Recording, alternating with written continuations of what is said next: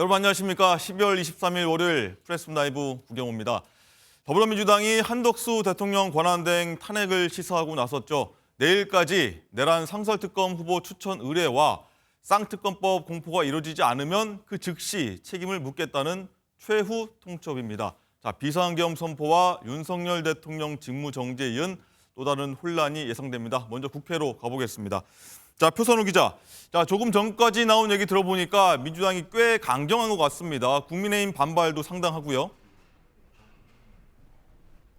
네, 그렇습니다. 민주당은 어제 한덕수 대통령 권한대행에게 상설특검 후보 추천 의뢰와 내란특검 또 김건희 여사 특검법을 내일까지 공포하라며 그렇지 않으면 즉시 책임을 묻겠다고 강조했습니다. 매주 화요일 열리는 국무회의에서 공포하라며 이 시한을 설정하고 탄핵 카드를 거론한 건데요. 민주당 박찬대 원내대표는 오늘도 아침 최고위원회의에서 이 한 권한대행에게 시간을 지연하는 건 자신이 내란 대행임을 자행하는 것이라고 거듭 압박했습니다. 국민의힘 권성동 당대표 권한대행은 이 민주당을 향해서 칼을 대통령 권한대행 목에 들이대고서 민주당이 원하는 대로 해주지 않으면 찌르겠다는 탄핵 인질극이라고 맞섰습니다. 다만 탄핵 절차가 도입되더라도 의결 정족수를 놓고 여야 이견은 계속될 것으로 보입니다. 민주당은 한 권한대행이 선출직이 아닌 임명직이라 탄핵 정족수가 총리에 해당한다고 해석하는 반면 국민의힘은 3분의 2 이상의 동의가 필요한 대통령 탄핵 소추 절차를 밟아야 한다며 대통령 의결 정족수가 필요하다고 반박하고 있습니다. 네, 그리고 윤 대통령 탄핵 소추를 판단할 헌법재판관 후보자 인사청문회가 지금 국회에서 열리고 있죠. 네, 오늘부터 국회에서는 국회 추천목 헌법재판관 3명에 대한 인사청문회가 열립니다. 조금 전 10시부터는 야당이 추천한 마흔혁 후보자 청문회가 시작됐고 2시부터는 정계선 후보자에 대한 청문회가 예정돼 있습니다. 내일은 여당이 추천한 조한창 후보자에 대한 청문회가 열리는데요. 야당은 오는 27일 윤 대통령 탄핵 심판에 대한 첫 번째 변론 기일을 앞둔 만큼 오늘부터 이틀간 청문회를 마친 뒤 늦어도 27일 본회의에서 표결해 하루빨리 구인 체제를 완성하겠다는 방침입니다. 인사청문회 투기부터 불참했던 국민의힘은 오늘 청문회 역시 불참했습니다. 국민의힘은 또 임명안이 통과되더라도 헌법재판소에 권한쟁의 심판을 제기한다는 계획입니다. 지금까지 국회에서 MBN 뉴스 표선우입니다. 자, 보신 대로 민주당이 밝힌 24일이 당장 내일입니다. 그래서 한덕수 권한대행이 만일에 탄핵이 되면 윤 대통령에 의해서 또다시 직무가 정리되는 건데 일단 윤정 기자, 그 다음 상황은 어떻게 되는 겁니까, 저희가? 네, 대통령 권한대행을 맡은 국무총리가 탄핵이 되는 경우에는 그 다음 순번인 경제부총리가 이 권한대행을 이어받게 됩니다. 이건 네. 헌정사상 유례가 없는 일인데요. 이 매주 화요일이 정례 국무회의가 있는 날입니다. 그렇기 때문에 민주당은 바로 내일 이 특검법을 공포하라고 하고 있는 겁니다. 그렇군요. 당초 한덕수 권한대행은 다음 주 화요일이죠. 31일까지는 좀 숙고를 해보겠다는 입장이었는데 네. 이걸 기다려줄 수가 없다는 겁니다. 앞서 중계에서도 보신 것처럼 오늘부터 이틀 동안 이 국회에서는 헌법재판관 후보자들에 대한 인사청문회가 열리고요. 늦어도 27일까지는 이 임명 동의안을 처리를 하겠다는 입장입니다. 네. 그렇기 때문에 이번 주 안에 이 내란특검법 그리고 김건희 여사 특검법도 모두 처리를 해서 좀 야당이 전국 주도권을 더 이번 주 안으로 쉽게 이끌고 가겠다. 이러한 포석이 깔려 있는 겁니다. 네.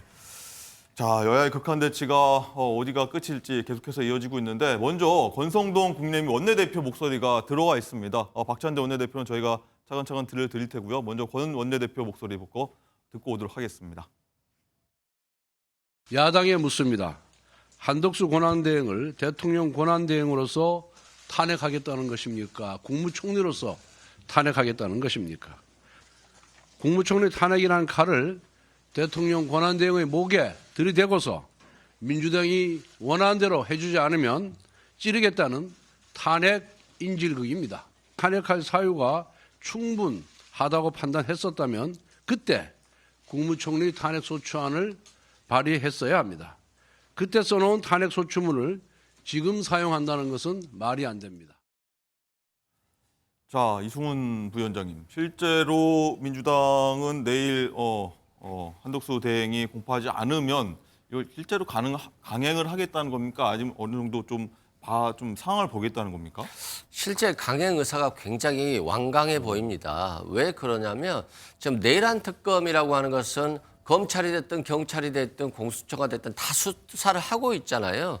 그런데 이 수사들이 내란 특검으로서 일원화돼야 되는 부분이 있어요. 그렇지 않으면 공수처가 수사를 하고 그러고 나서 다시 검찰로 넘겨야 되기 때문에 굉장히 많은 시일이 소요되고요.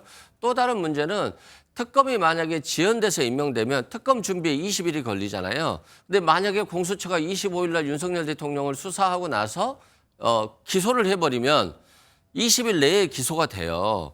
그럼 최장 구속 기간이 20일이잖아요. 그러면 특검이 사실상 출발하더라도 수사는 못하고 공파만 하게 되는 상황이 발생하거든요. 네. 그래서 그러면 특검을 임명하는 게 이 내란의 정확한 어떤 범죄 피의 사실들을 확인한 다음에 기소까지 가야 되는 것인데 공판검사로 전락해버리면 특검의 의미가 없어지는 거잖아요. 그런 측면에서 민주당은 25일까지 꼭 해야 된다. 이런 걸 강조하는 거고요. 또한 국무회의가 이번 주 화요일에 돼야 되는데 이번 주 화요일에 결정을 못하면 다시 일주일 미뤄지는 네. 측면이 있어요.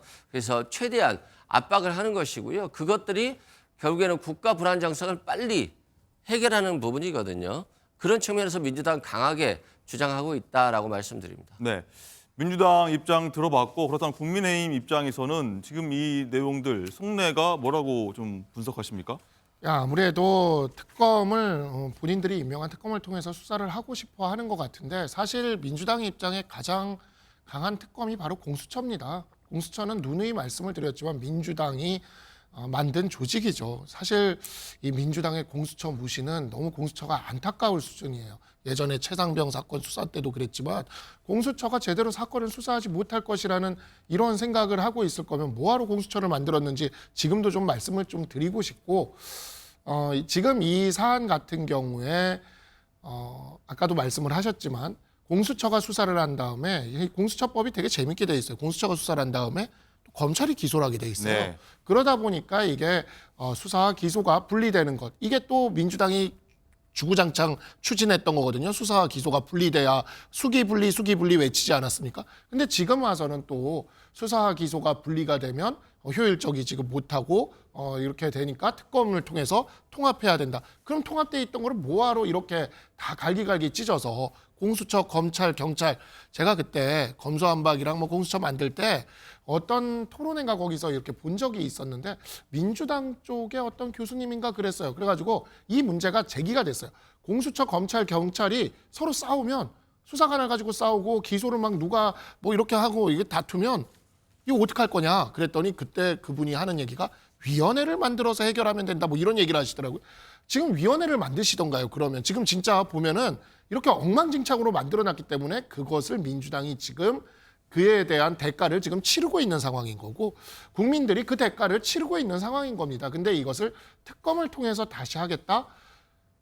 이 혼란이 더 가중될 소지도 사실은 좀 있어요. 그래서 그러한 부분들이 좀 있다 보니까 일단 민주당은 특검을 막 이렇게 몰아붙이기보다는 본인들이 이렇게 혼란을 만든 것에 대해 사과부터 하고 그다음에 이렇게 권한대행한테 요구하는 게 맞지 않을까라는 생각이 듭니다. 네. 조금 전에 박찬대 원내대표가 오늘 아침에 했던 그 최고위원회에서 했던 발언이 들어왔습니다. 박찬대 원내대표 목소리 듣고 오시죠. 지금 국민께서는 내란 속에 윤석열의 신속한 파면과 구속 수사를 촉구하고 계십니다. 국민을 향해 군대를 동원하고 총부리를 겨눈 내란 속의 윤석열이 다시 직무에 복귀할 경우 얼마나 끔찍한 일이 벌어질지 뻔하기 때문입니다. 한덕수 총리와 국민의힘 권성동 원내대표의 내란 수사 지연 전술은 내란의 완성, 제2의 내란 획책 행위라고 해도 무방합니다. 국민이 피를 흘리든 말든 나라가 망하든 말든 상관없다는 철면피가 아니고서야 도저히 할 수 없는 행위입니다. 거듭 말씀드리지만 내란을 빠르게 진압하는 것이 국민과 나라를 위한 길입니다. 네, 국민과 나라를 위한 길이라고 하는데 양당 입장은 좀 많이 좀 차이가 좀 있는 것 같습니다. 자, 이승훈 부위원장님, 일단 보면은 현재 이 시간에 양당, 여야 양당 원내대표가 우원식 국회의장 주재로 지금 회동을 갖고 있지 않습니까? 여기서 좀 접점이나 뭐 타협 안이 나올 수 있을 거라고 보십니까? 어떠십니까? 실은 타협안이 나와야죠. 네. 그래야지 좀 국민이 안정감을 찾고 외국에서도 한국을 바라보는 때 대외 신인도를 높일 수 있는데 지금 권성동 의원의 말을 들어보면 그냥 안 하겠다는 거잖아요. 뭐 지금도 야당 비판만 하지 자신들의 어떤 대통령의 계엄 선포 그리고 탄핵을 반대한 것에 대해서 반성적인 것들이 없기 때문에 결국에는 오늘 또 뭐 제대로 된 조치는 안 나올 것 같고요. 아니 과거에도 뭐 드루킹 특검이 됐든 최순실 국정농단 특검이 됐든 또 이명박 전 대통령 때 내곡동 사저 특검이 됐든 다 야당이 추천했었거든요. 그러면 빨리 한덕수 국무총리가 야당 추천 인사에 대한 임명을 해서 이 사건을 일원화하고 아까 말씀하셨듯이 대통령의 계엄을 한다는 걸 상상이나 했겠어요? 그렇기 때문에 이 공수처법이라든가 또 검찰이라든가 이 권한과 관련해서 지금 혼돈이 있는 거거든요. 이 혼돈을 없애기 위해서는 일반 특검으로 가서 특검이 최종적으로 수사를 하고 그리고 기소할 수 있게 만들어줘야 되는 것인데 그걸 막기 위해서 그리고 시간을 끌기 위해서 지금 이렇게 있는 것 자체가 국민들 입장에서 보면 굉장히 불확실하고 불안정하거든요. 민생을 생각해서라도 그리고 또 국민의 힘든 상황을 생각해서라도 한덕수 총리 그리고 우원식 의장 여야정 협의체가 네. 좀 오늘 좋은 결론을 냈으면 좋겠습니다. 네, 말씀하신 것처럼 현재 여야 원내대표가 우원식 국회의장 주재로 만나고 있는데 박상수 대변인, 이 중재라고 하면은 적절한 중재를 내야 되고 또 여야 원내대표도 한 걸음씩 물러나야 뭐 타협이란 게 생길 수 있지 않습니까? 양쪽이 좀 물러날 여지가 좀 있습니까? 글쎄요, 지금 뭐 권성동 원내대표 체제 아래에서는 뭐 국민의힘이 물러날 것 같지는 않습니다. 지금 그런 상황인 것 같고요. 그러한 부분들에 대해서 국민들이 또 매섭게 보고 있는 상황이기 때문에 그러한 부분까지도 감수하면서도 지금 이렇게 하는 것 같고 문제는 이제 아까도 말씀을 드렸다시피 이와 같은 수사 혼란, 수사 혼돈을 야기한 것은 어찌 보면 이것을 이용할 수 있는 그 무대를 마련해 준 것은 사실 민주당이다. 그래서 이러한 부분들에 있어서 차제에 법제도에 정비가 반드시 있어야지 안 그러면은 계속해서 이런 혼란은 앞으로도 반복될 수밖에 없습니다. 네, 그렇게 볼 수 있을 것 같습니다. 네. 자, 그리고 여기에 대해서 어떤 이번 사태 총괄에 대해서 이재명 대표가 오늘 조금 전에 또 얘기한 부분이 있습니다. 국민의힘을 상대로 한 발언인데 뭐 어떤 얘기했는지 한번 듣고 오시죠. 특검 반대를 고집하면서 명분 없는 시간 끌기 이거 더 큰 책임을 불러올 것입니다. 내란 동조당이라는 말을 참 싫어하더군요. 근데 내란 동조를 하고 있지 않습니까? 책임을 묻는 것에 참여하지 않을 뿐만 아니라 책임을 묻는 걸 방해할 수가 있습니까? 국민의힘은 내란 동조당이라는 말 하지 말라고 할 게 아니라 내란 동조 행위를 하지 말기 바랍니다. 네, 어쨌든 모든 키는 이제 한덕수 대통령 권한대행이 갖고 있는데 말씀하신 것처럼 내일이 국무회의라서 어떤 결정을 내릴지 궁금한데 자, 윤지영 기자, 일단 한대행 측이 뭐 내놓은 입장이 있습니까? 네, 데드라인이 임박했기 때문에 이 당혹감 속에 좀 숙고를 이어가고 있는 것으로 네. 보이는데요. 일단 총리실은 다양한 의견을 듣고 헌법과 법률에 따라서 국가의 미래를 위해서 결정할 것이다. 이런 원론적인 입장만을 내놓은 상황입니다. 네. 자, 한덕수 대행 같은 경우에 지난주 저희가 소개해드렸지만 탄핵이 두렵지 않다라고 하는 얘기를 주변에 얘기한 걸로 좀 들리는데 자, 이승훈 부위원장님, 뭐 한덕수 대행 선택 내일 어쨌든 압박을 많이 민주당에 가했었는데 민주당에 좀 원하는 바대로 좀 내심 기대하는 바대로 선택을 내리라 보십니까? 일단 내란 특검은 무조건 받아들일 거예요. 왜 그러냐면 지금 다 수사가 진행되고 있잖아요. 수사를 막을 수 있는 것도 아니고 단지 내란 특검을 통해서 수사를 일원화하고 기소하겠다라고 하는 것이니까 이걸 한덕수 총리가 만약에 막는다라고 한다면 내란 동조 총리로 역사에 남을 거예요. 그 역사에 남을 짓을 저는 하지 않을 것이다 이런 생각이 들고요. 김건희 특검 역시 윤석열 대통령이 자신의 부인에 대해서 특검 거부권을 행사하면서 얼마나 윤석열 대통령에 대한 권위, 신뢰가 무너져 버렸습니까? 이제는 한덕수 총리마저도 그 신뢰를 무너뜨려서는 안 되고요.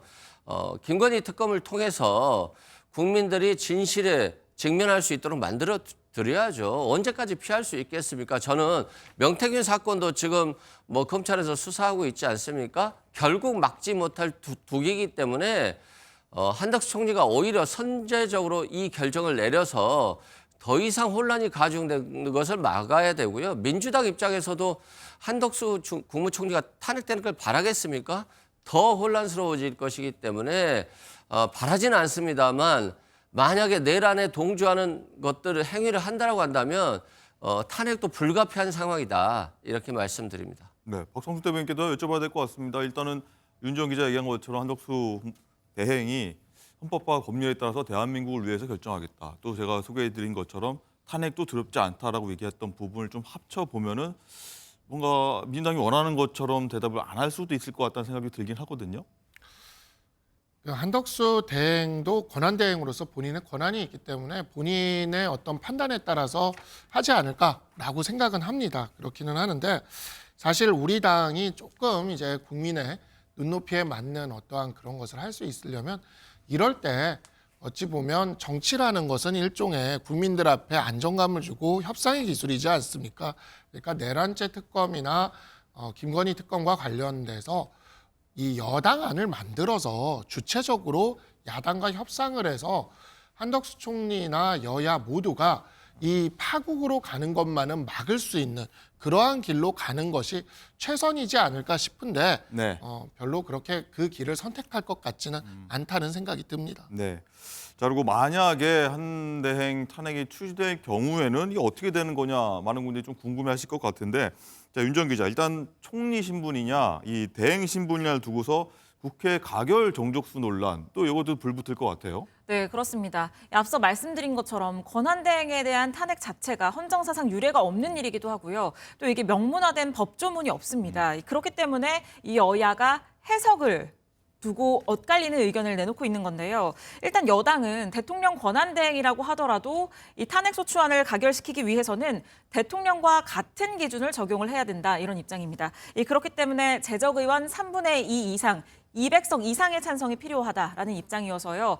여당이 이탈표가 없이는 야당 단독으로는 추진을 할 수가 없는 상황입니다. 하지만 민주당은 이 대통령 권한대행 이전에 탄핵 사유가 발생했다라면서 과반 찬성, 151석의 찬성만으로도 탄핵안을 가결시킬 수 있다는 입장이거든요. 그렇다면 민주당만으로도 독자적으로 탄핵안을 통과시킬 수가 있습니다. 네. 그래서 민주당은 지금 한 권한대행이 국무총리 때 했던 일들로만 탄핵 소추안을 구성을 했는데요. 비상계엄에 가담한 내란죄 공모 혐의가 주요 탄핵 사유로 적시가 됐고, 네. 이 앞서서 이 쟁점 법안 6개에 대해서도 거부권을 쓰지 않았습니까? 이 부분에 대해서는 이 탄핵 사유에 포함되지 않을 전망입니다. 네. 자, 여기에 대해서는 두 분께 짧게 여쭤보고 넘어가야 될 것 같은데 먼저 이승훈 부위원장님 어떤 해석을 갖고 계십니까? 아니, 한덕수 총리가 일주일 더 미룬다고 해서 뭐 해법이 더 나오나요? 일주일 더 고민하면 결론이 달라질까요? 오히려 국민의 불안정성은 훨씬 더 강화될 것이기 때문에 한덕수 권한대행이 국민을 생각한다라고 한다면 당연히 빨리 선제적으로 결정을 해야 된다. 뭐 일주일 미뤄서 달라질 게 없는데 국민의 불안을 가중할 필요가 없다, 이런 생각이 들고요. 결국에는 시간 끌기잖아요. 근데 시간을 끌어서 국민의힘이 달라질 게 있습니까? 저는 달라질 게 없다고 봐요. 국민의 진실 의무, 그리고 이 계엄을 반대하고 탄핵을 찬성하고, 그리고 대통령이 지금 빨리 파면이 돼서 국정이 안정화돼야 된다는 데 대해서는 대다수의 국민이 동의하고 있거든요. 그런 측면에서 한덕수 총리가 고민할 부분은 저는 없는 것 같다라고 생각됩니다. 알겠습니다. 정족수 논란에 대해서 말씀드린 건데 박상수 대변인 생각은 좀 궁금합니다. 이 총리 신분의 탄핵이냐 권한대행의 신분의 탄핵이냐. 우리 헌법은 이제 대통령의 탄핵 정족수와 국무총리의 탄핵 정족수 두 개만 정하고 있습니다. 네. 그럼 이제 논리를 놓고 봤을 때 대통령 권한대행은 국무총리가 할 수 있는 거기 때문에 국무총리의 지위에 있는 사람을 탄핵을 시키면 대통령 권한대행도 할 수가 없다. 이런 논리가 가능한 것이죠. 반면에 대통령과 대통령 권한대행이 동일한 지위를 가지고 있다라고 본다면 대통령에 적용되는 그 정족수 조문을 권한대행에도 그대로 적용할 수 있다라는 해석도 가능한 겁니다. 네. 문제는 이와 같이 의견이 충돌될 경우에 이 법조계에서는 일반적으로 보수적으로 해석을 하는 편이에요. 그래야 네. 나중에 뒤에 가서 논란이 생기지 않고 뒷말이 생기지 않기 때문이죠. 왜냐하면 이게 되게 중요한 국정의 어떤 행위이기 때문에 그것에 대한 어떤 판단을 함에 있어서 나중에 이게 위헌 위법 논란이 생기면요. 그 일을 야기한 쪽도 나중에 책임을 져야 될 수가 있거든요. 그렇기 때문에 최대한 이렇게 논란이 있으면 약간 보수적으로 판단하는 편인데 지금 정치적인 의도를 가지고 가게 되는 상황에서는 그와 같은 법적 리스크, 그런 사법적 리스크를 감당하고 민주당이 나갈 것 같다라는 생각이 네. 듭니다. 지금 나가는 그림이 지금 현재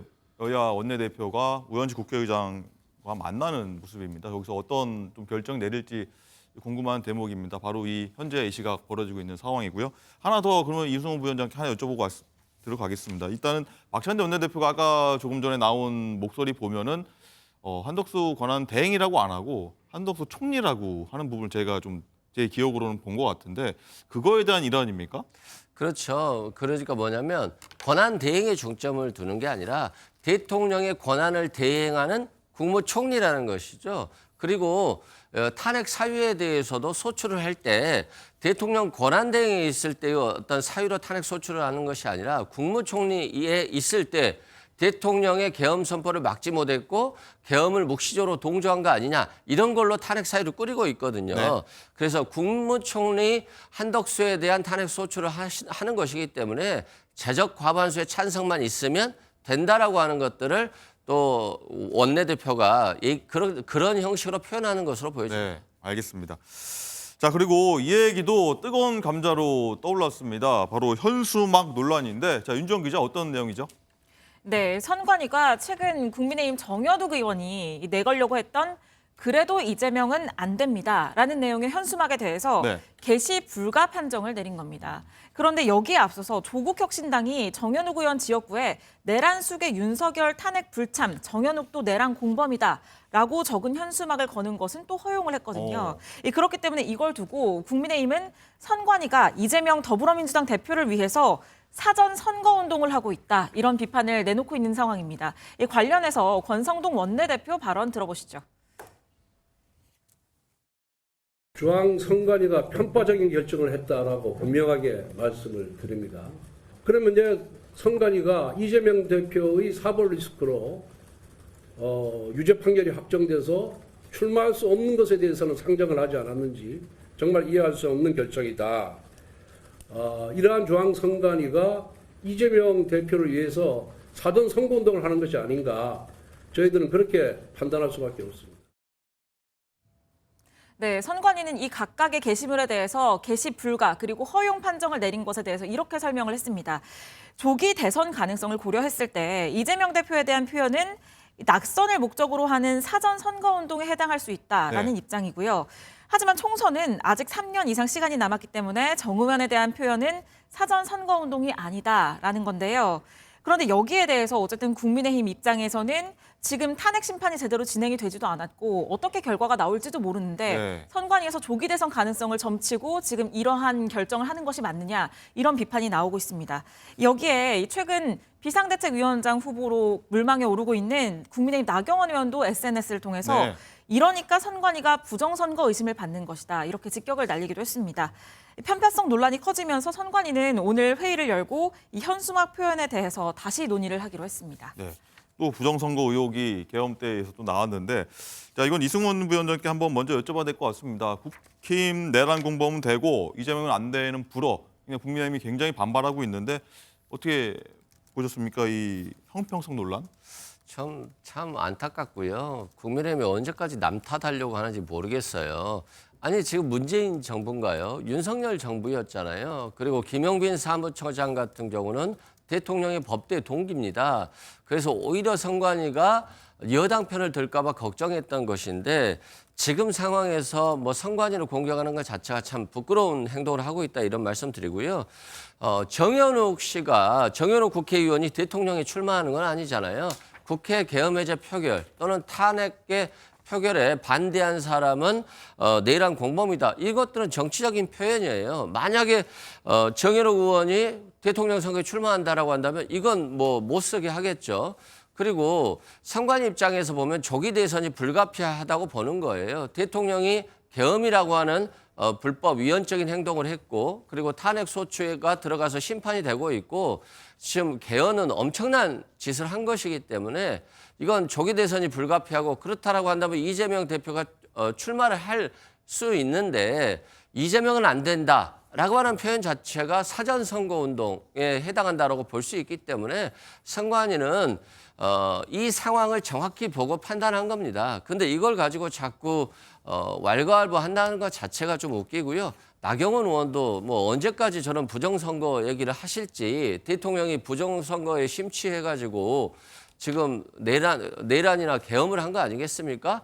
나경원 의원도 똑같은 생각을 하고 있다는 그런 의심이 들 정도이기 때문에 저런 발언들은 좀 삼가했으면 좋겠습니다. 네, 박성수 대변인. 일단 선관위가 이재명 대표를 위해 사전 선거 운동하는 건 아니냐라고 국민의힘이 일단 반발하고 있는데 또 이승훈 부위원장 말씀까지 듣고 나서 어떤 말씀 하시겠습니까? 그러니까 이게 원래 사전선거운동적인 것은 이제 선관위가 규제를 해왔어요. 네. 2000년대 초반에 그 총선연대라는 곳이 낙천낙선운동을 했을 때 이걸 규제를 했거든요. 그래서 낙천낙선운동을 해서는 안 된다라는 일종의 원칙이 있는 거죠. 근데 지금 권성동 원내대표의 저 말은 좀 법적으로도 어느 정도 합리적인 근거가 좀 있는 것이 아직 헌법재판소에서 그러니까 탄핵이 이루어져서 대선 일정이 아직 정해진 게 아니잖아요. 네. 그러니까 아직은 대선 일정은 2027년이에요. 근데 그렇게 놓고 본다면 이게 2년 전, 3년 전 지금 정현욱 의원에 대해서 선관위의 발언도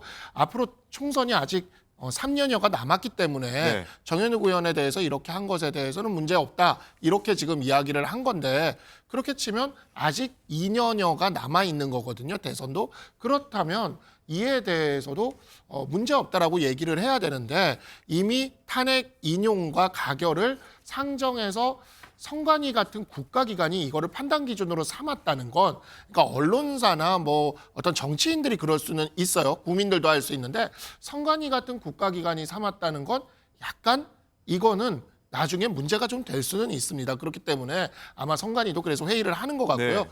요 포인트는 맞다. 그러나 다만 낙천 운동에 대해서 금지는 과거 총선연대 때부터 유구한 어떤 선관위의 기본적인 스탠스다라고 말씀드리겠습니다. 알겠습니다. 자, 이승훈 부위원장께 한번 상대당이지만 한번 이것도 한번 여쭤봐야 될 것 같습니다. 일단 나경원 의원이 선관위가 부정선거 의심 받는다 이 내용 언급했다고 방금 말씀드렸는데 사실 국민의힘 차기 비대위원장 후보로도 나경원 의원이 권영세 의원 등과 좀 얘기가 나오지 않습니까? 뭐 지금 원성동 의원 원톱, 뭐 투톱을 간다 뭐 이런 얘기도 있는데 이런 목소리에서 더 적극적으로 낸다고 좀 해석하십니까? 어떠십니까? 그런 것 같아요. 그냥 탄핵 반대, 계엄은 마치 동조하는 것 같은 그러면서 자기 지지층에 좀 더 기대어 비상대책위원장 한번 해보려고 하는 거 아닌가 저는 이런 생각이 들고요. 윤석열 대통령이 인사와 관련해서 엄청나게 많은 비판을 받았잖아요. 참신하지도 못하고 항상 중도적인 성향도 없는 그런 극우적인 그리고 능력도 좀 부족해 보이는 인사들을 많이 인사에서 굉장히 비판을 많이 받았듯이 국민의힘이 만약에 나경원 의원이나 권영세 의원을 비상대책위원장으로 임명한다고 한다면 당도 마찬가지인 거예요. 국민들이 계엄에 대해서 대다수가 반대하고 있고 탄핵에 대해서 대다수가 찬성하고 있는데 여기에 대해서 지금 반대하신 분들이잖아요. 그러면 지금 권성동 원내대표 그리고 비상대책위원장 모두 탄핵을 반대하고 윤석열 대통령의 어떤 내란 행위에 대해서 어느 정도 동조하는 듯한 그런 자세를 취했을 때 국민의힘은 국민의 정당이 되지 않잖아요. 민주주의 정당이 되지 않고요. 그렇다고 한다면 역사적인 뒤안길로 사라져버릴 수도 없는 이런 절체절명의 위기의 상황인데 여전히 그런 생각을 가지고 계신 분들이 비대위원장으로 된다라고 했을 때는 국민들이 어떻게 국민의힘에 대해서 희망을 가질 수 있겠어요. 그렇기 때문에 지금 국민의힘이 굉장히 잘못된 그런 길을 선택하고 있고 계엄의 강에 빠져서 허우적거릴 가능성이 굉장히 높다라고 생각됩니다. 네. 자, 박상수 대변인은 뭐 내부 상황을 좀 아실 것 같은데 어떻습니까? 분위기 나경원 의원이 되는 건지 권성동 원톱으로 그냥 가는 건지 또 권영세 의원으로 가는 건지 분위기 어떻습니까? 권성동 의원이 원톱 하고 싶으신 것 같아요. 요즘에 말씀하시는 거 네. 보면 뭐 초선부터 4선까지 투톱이 뭐 이렇게 됐다라는 보도도 계속 나오고 있는데 엊그제는 또 원톱으로 의견이 모였다 뭐 이런 얘기를 하고 계시고 근데 뭐 권영세 의원, 나경원 의원 근데 이제 권성동 의원, 권영세 의원, 나경원 의원 모두 계엄해제 투표에는 참석하지 않았었고 그다음에 탄핵에서도 또 반대하는 입장을 이렇게 보였죠. 이러한 부분들을 국민들이 이렇게 비대위원장과 원내대표까지 모두 이렇게 뭐 원톱이든 투톱이든 하게 됐을 경우 어떤 판단을 내릴까라는 생각이 좀 들고요. 네. 저는 이 부정선거 관련된 것도 그렇습니다. 부실선거는 있었던 거는 같아요. 부실 선거는 네, 부실 선거는 그러니까 선거안회가 제대로 부실하게 관리를 못해서 네. 부실하게 있었던 거는 맞는 것 같은데 이게 부정선거라는 논리가 들어가게 되면서 어떤 일이 벌어지게 되냐면요. 부정선거냐 아니냐밖에 없는 거예요. 그래서 선관위가 제대로 관리하는 그러한 방안을 찾는 그 제대로 된 실용적이고 합리적인 해결책은 논의가 되지 않고 부정이냐 아니냐에만 빠지게 되게 돼서 심지어 지금 선관위에서는 뭐 부정선거라는 말조차 못하게 하는 법을 또 만들겠다 하지 않습니까? 이런 거는 저는 바람직하지 않다고 봅니다. 선관위도 비밀번호라던가 이런 것들 잘한 건 없다고 보거든요. 근데 그런 점들에 있어서 부실한 지점들을 다시 확인하는 방법을 그걸 이제 보완하는 방법을 우리가 여당이면 이야기를 해야지 네. 여당의 비대위원장까지 하시겠다는 분이 부정선거를 이런 식으로 이렇게 살짝 띄우면서 이렇게 끌어올리는 거는 이와 같은 극단적 대립만을 이끌어내고 어찌 보면 부정선거를 지지하는 그런 극단적 지지층에게만 의존하는 모습을 네. 보여주는 것으로서 좀 올바르지 못한 그러한 언행이지 않을까라는 생각이 듭니다. 하나만 더 질문 드리겠습니다. 조금 전에 올라온 SNS를 보게 됐는데 홍준표 대구시장이 아수라판 조속히 정리돼야 또 이사 가야 된다. 이런 글을 좀 조금 전에 SNS에 올렸는데 이 말 즉슨 뭐 차기 조기 대선이 혹시나 열린다고 하면은 본인이 등판하겠다, 적극적으로 좀 나서겠다 이런 좀 의지로 해석되는데 들리는 뭐 소식 좀 있습니까? 글쎄요, 뭐 들리는 말로는 뭐 이래저래 알아보는 것도 있다, 뭐 이런 말도 들리긴 하지만 네. 확인된 건 없는 것 같고, 근데 SNS에서 이제 보여주는 의지죠. 그리고 대선 출마 의지는 지금 계속해서 시사를 하고 있고, 홍준표 대표야말로 정말 조기 대선을 상정하고 있는 것 같아요. 홍준표 시장이야말로 네. 조기 대선을 상정하고 있는 것 같고, 그 다음에 이제 홍준표 시장이 되게 재밌는데 조기 대선을 하려고 보니까 이제서야 중도 확장성을 고민하고 있는 것 같아요. 어떤 걸까요? 어제 이제 극우 유튜브들이 문제다. 극우 유튜브들을 굉장히 맹비난하지 않았습니까?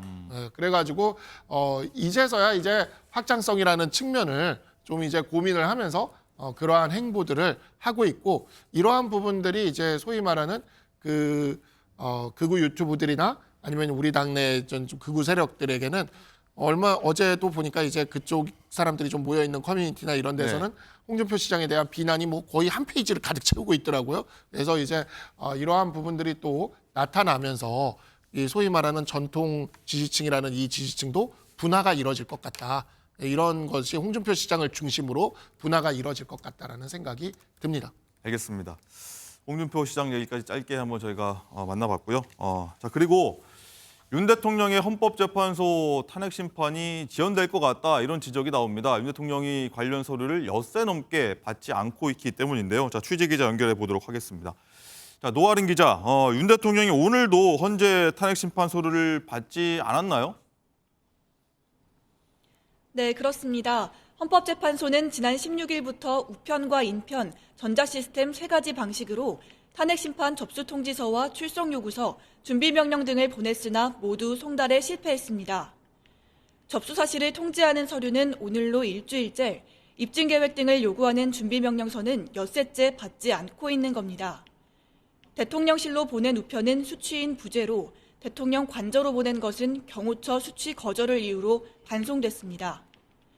과거 노무현 전 대통령이 탄핵소추 가결 바로 다음 날 박근혜 전 대통령이 가결 당일 관련 서류를 수령한 것과 크게 대조됩니다. 윤 대통령이 시간을 벌기 위한 전략을 펼치는 것이라는 시각도 나왔습니다. 변호인단 구성될 때까지 시간을 좀 끌겠다. 그래야 이제 제대로 방어할 거 아니냐. 이런 측면도 가능할 것 같습니다. 자, 여기에 대해서 헌재는 오늘 입장을 발표한다는데 언제 한다는 건가요? 네, 헌재는 오늘 오후 브리핑에서 서류 송달 간주 여부와 효력일 등을 발표할 계획입니다. 서류 송달은 방어권 보장을 위한 절차인데 현행법상 고의로 거부하면 받은 것으로 간주할 수 있습니다. 우편 발송을 송달 시점으로 보거나 서류를 두고 오고 게시판에 게재하는 것으로도 송달 결정도 가능합니다.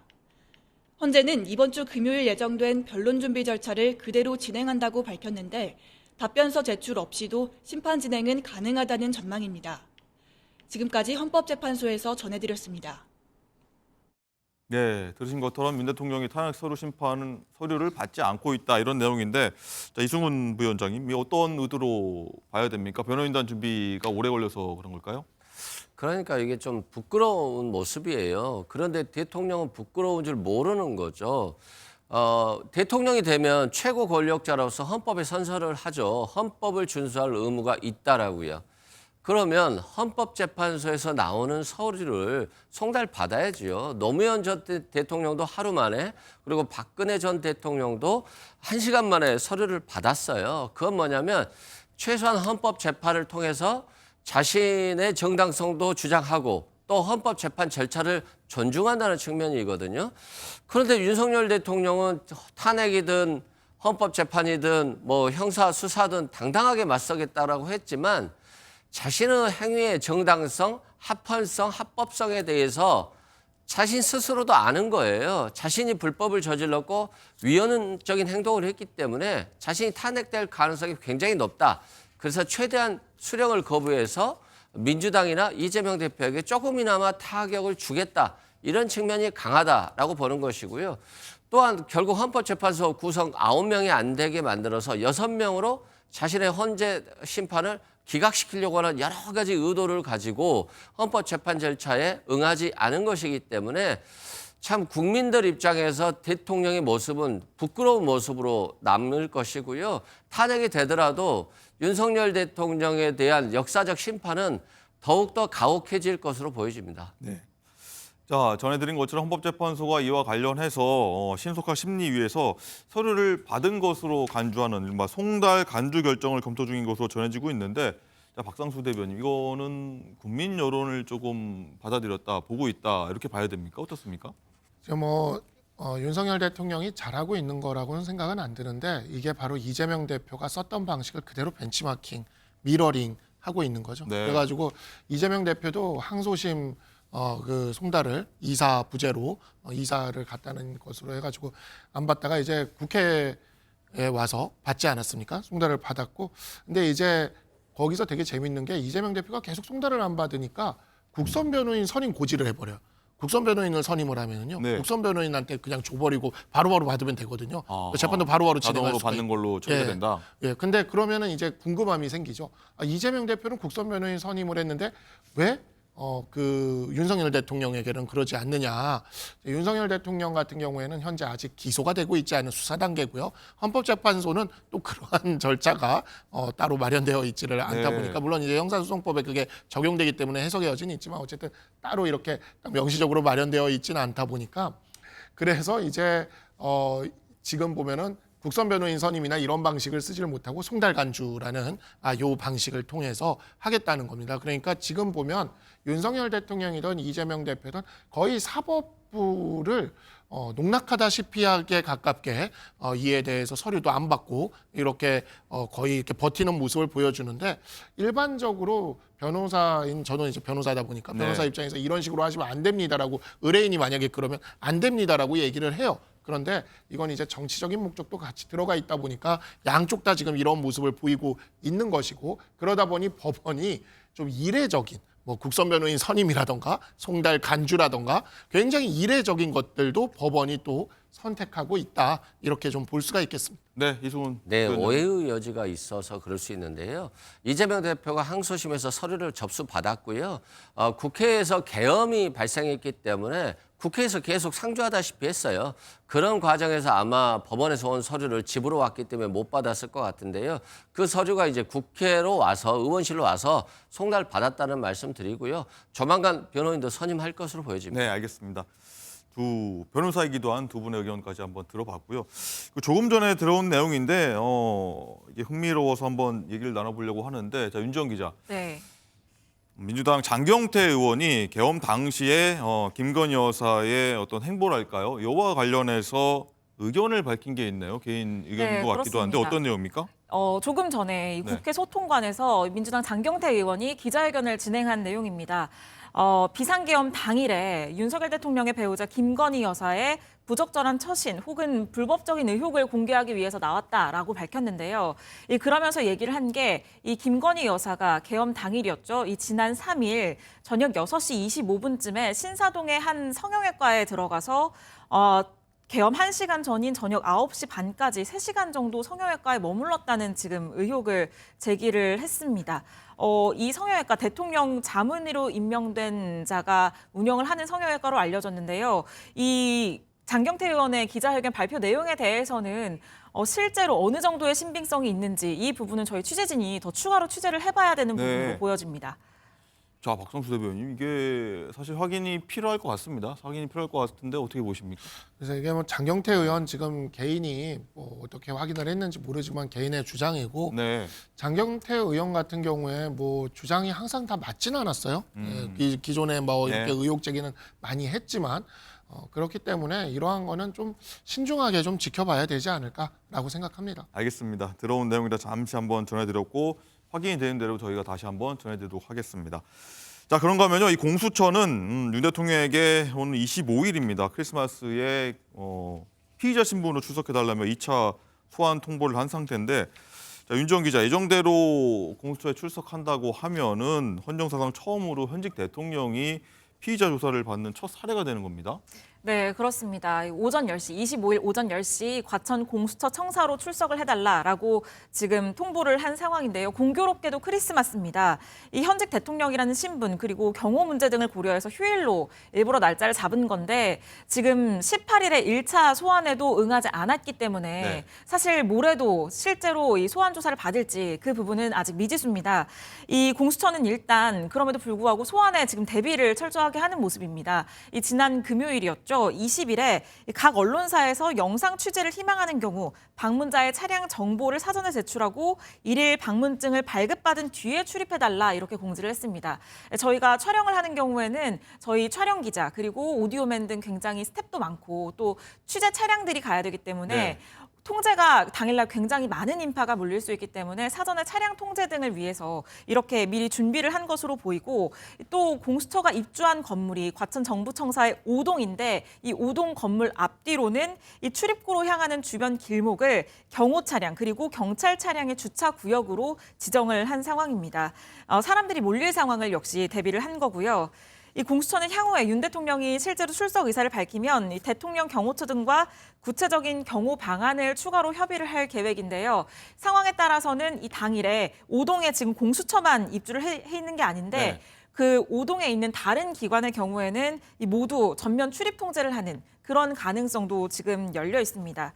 다만 지금 현재 윤석열 대통령이 공조본이 보낸 특급 우편 그리고 전자공문 등이 전혀 전달되지 않은 것으로 지금 파악이 되고 있기 때문에 이번에도 우편물 수령을 거부하거나 또 경호 문제, 변호인단 구성 등의 문제를 들어서 사실 출석을 하지 않을 가능성도 매우 높습니다. 네. 공수처는 윤석열 대통령이 2차 소환 통보에도 출석을 하지 않는 경우에는 체포영장을 청구하는 방안까지 검토를 하고 있습니다. 알겠습니다. 크리스마스에 현직 대통령이 소환 조사를 받는 모습이 나올지 한번 보도록 하겠고요.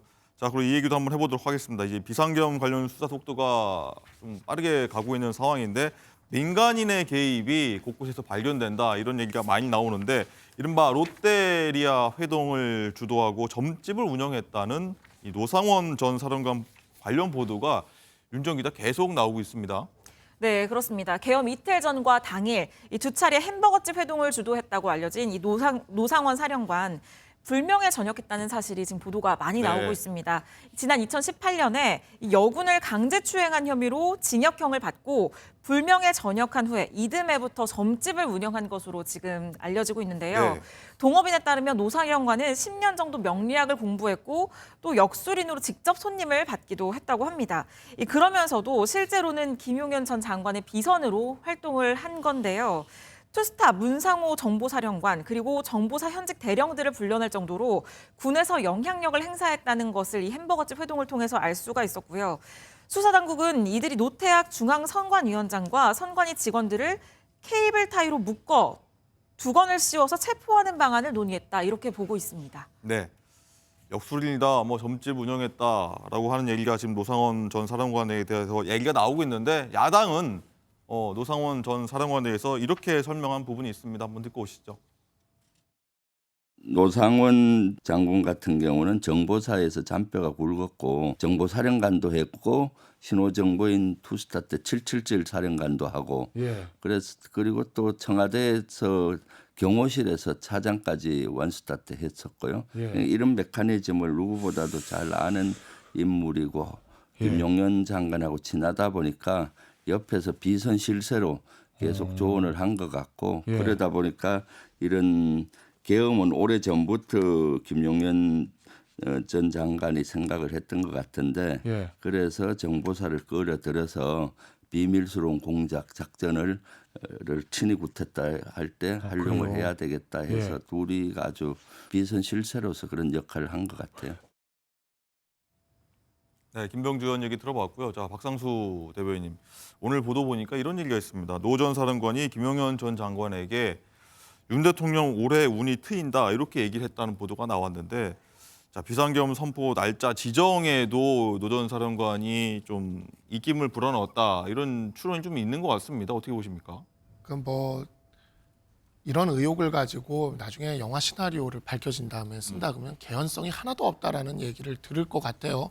그렇긴 한데 사실 이 패스트푸드 관련돼 가지고는 그 이전에 통합진보당 위원정당 해산 사건 때 그때 그 혁명적 조직이라는 아로라는 조직이 이 패스트푸드 집에서 모여가지고 내란을 모의했다라는 게 이 헌재 판결문에 들어가 있어요.